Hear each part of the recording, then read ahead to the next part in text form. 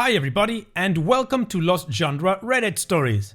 On this video we have a story from Relationship Advice with an update and one from Malicious Compliance. So if you want to get started with the stories, then just use the timestamps below the video. Now I'd like to thank all of you that support me and my videos. It means a lot to me that you do, so thank you so much and I hope you keep enjoying the content. And if this is the first time watching one of my videos and you like it, then consider subscribing to the channel and joining us on Discord. Now let's get started with today's stories.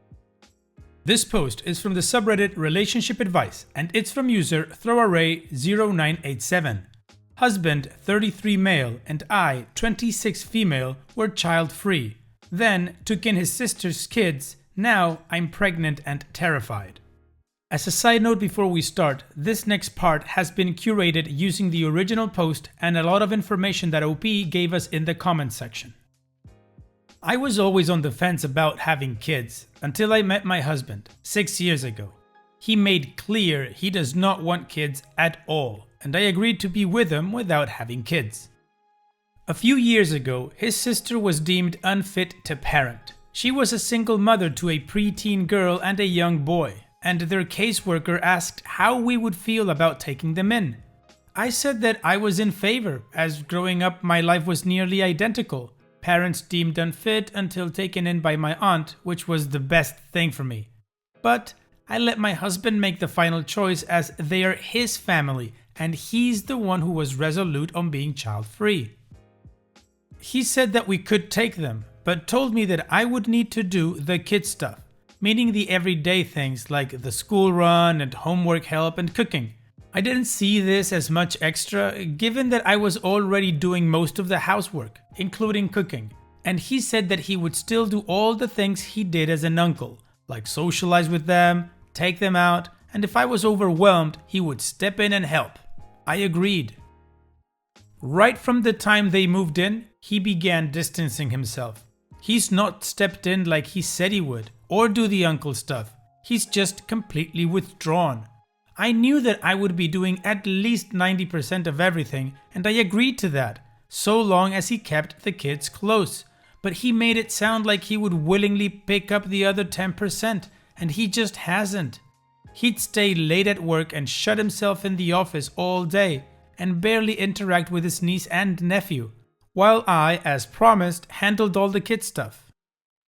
I didn't think he'd be father of the year, but he did say that he would still act like an uncle to them. However, after the adoption, he went back on that and refused to even speak to them.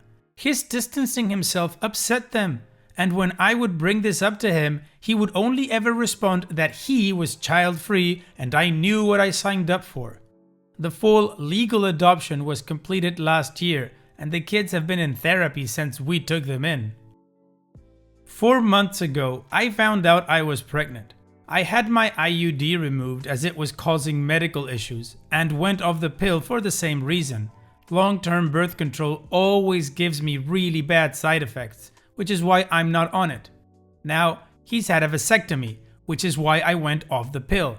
But at the first appointment, he chickened out and didn't go through with it. He then came home, told me he got it, we had unprotected sex, and now there's a baby on the way. It took him over a week to admit that he didn't actually get it. He did go through with it the second appointment. We found out I had gotten pregnant in between the fake and real appointment. My husband said that we could keep the baby and he would be involved, but once I was past the termination deadline, he said the same rule applied to his child as to his niece and nephew, and he claimed otherwise before this as he didn't want me to terminate. I don't want this. It's not like I intentionally got pregnant. It was an accident, and I was fine being child-free if it meant I got to be with him, but life clearly had other plans, and I love all 3 of these kids. The way I saw it, I was always on the fence about kids, and ultimately decided that I would just go with whatever my spouse wanted. Meaning, if I'd married a man who wanted kids, I would have had kids. And because I married a man who is child-free, I had committed to not having kids. However, my husband's niece and nephew posed an extreme circumstance that could require plans to change. So I let my husband decide what to do as they were his niece and nephew, not mine. I can see how much it hurts the older kids for their uncle and legal father to completely ignore them, and I don't want that for the baby, but I feel completely trapped and I don't see a way out. I really wish he'd just laid it all out completely straight for me. What he was going to do, what he wasn't going to do, what I would be doing. But he hasn't, and now I have to work with what I have, which is 2.5 young and vulnerable children and a fully grown man who won't have a conversation with me. If it comes to a choice of him or the kids, then I choose the kids. He says he loves me and wants to be with me, but he doesn't want the kids. He said we don't need couples counseling, as he made it consistently clear where he stands. I've said that he's hurting his niece and nephew, who are his kids as far as the law is concerned, and said that if he won't be a father to them, can he at least be an uncle to them? But he's maintaining that he's kept his viewpoint and behavior consistent, and I'm the one moving the goalposts. I don't expect to change my husband's mind on kids, but is there anything I can do to improve this situation for anyone involved? Wow, OP, your husband is a piece of work, to put it lightly. He said he was okay with taking in his niece and nephew if you would do all the work, and he would still do the stuff he did as an uncle, but then he backtracked on that and said he just doesn't want to be with them, and that's what he's doing. He's absolutely ignoring them, which is horrible. Then you need to go off birth control because of medical issues. He goes to get a vasectomy, chickens out, tells you he got it, you guys get pregnant, then he confesses that he didn't get it and actually gets it on the second turn, but it's too late because there's a baby on the way. And when you confront him about everything and all that he said he's going to do and hasn't done, he has the gall to say that you're the one that's been moving the goalposts regarding children and that he's always been upfront in his stance. Maybe he's been consistent regarding him wanting to be child-free and, that speech, but he's lied regarding everything else. OP, your husband is a piece of crap. And to answer your question regarding if there's anything you can do to improve this situation for anyone involved, yeah, you should improve it for you and those kids and get rid of this guy. But what do you guys think? What would you recommend OP should do? What would be your suggestion to her? Let me know in the comment section, and now let's continue with the community comments to see what kind of advice OP got from them. Buy High Panic Sell Low says, he's not child free at all. He's responsibility free. Call Me Jess I Guess adds, my sentiments exactly. Fact is, he's not child free. Not literally, not legally. He had every opportunity to actually be child free. I would have far more respect for this man if he'd just said, I'm not doing this, and they got a divorce and just paid child support for the rest of his life with zero contact. Basically saying, they are your kids, not mine. I still want to be with you, but I'm not doing any of the work. To his own wife? Yeah, no.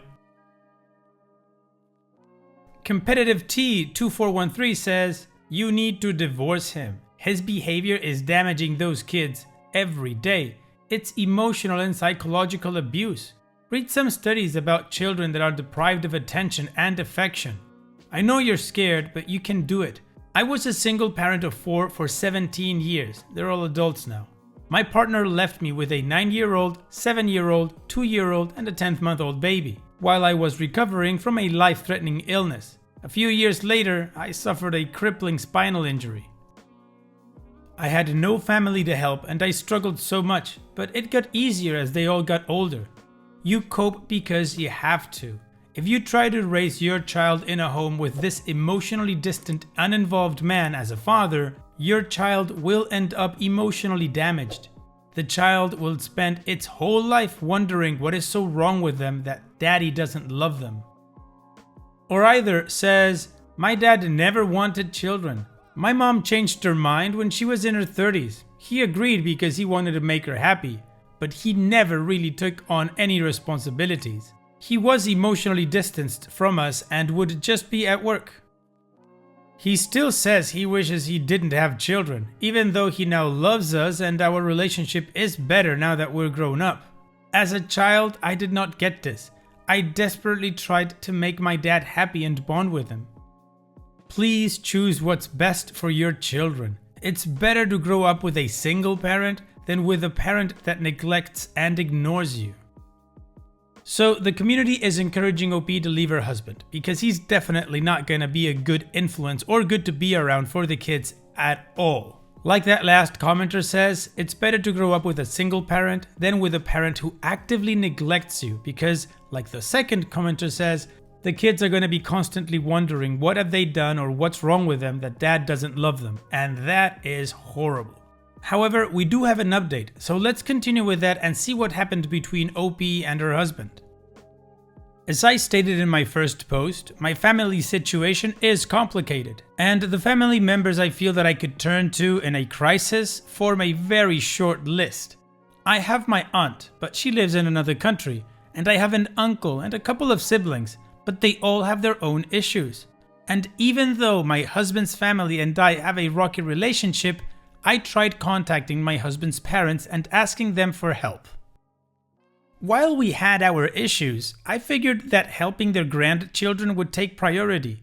However, not only would they not help, but they informed my husband that I was planning to leave him. I honestly thought I would be safe enough with his parents. I knew they didn't like me, but they also had a poor relationship with my husband and love the kids. So I figured that all of that combined would result in them, at the very least, not telling him. This caused a fight the day after my first post. He said some really awful things. When he found out I was leaving, he said that me getting pregnant was really not an accident. I don't know how much of it was from the heat of the moment, but from what he said, he knew what he was doing. Now, sometimes when we argue, he says things he doesn't mean. But even if he didn't mean what he said, the fact that he was able to come up with these things was shocking. And now he said that he can't take it back and I can't get past it. I'm still working through my feelings on that. Reconciliation with my husband was an option if he got counseling and got involved with the kids, until that fight. Some of the things he said were unforgivable and he's never going to change. So I can't wait for him to do so. After the fight, I reached out to my aunt, and she told me to contact my grandparents, who live nearby. I was hesitant as I have no real relationship with them and struggle to consider them family, so I was hardly expecting a warm welcome. But that is what I got. It was awkward, as I've only met them a few times in my entire life, but they seemed happy to see me. They were a little shocked that I had a preteen and young child with me, but seemed equally happy to have adopted great-grandkids, as they are at the baby on the way. The kids and I are looking into other living arrangements, but we're safe for now. We haven't discussed it, but I already know that he won't want any custody.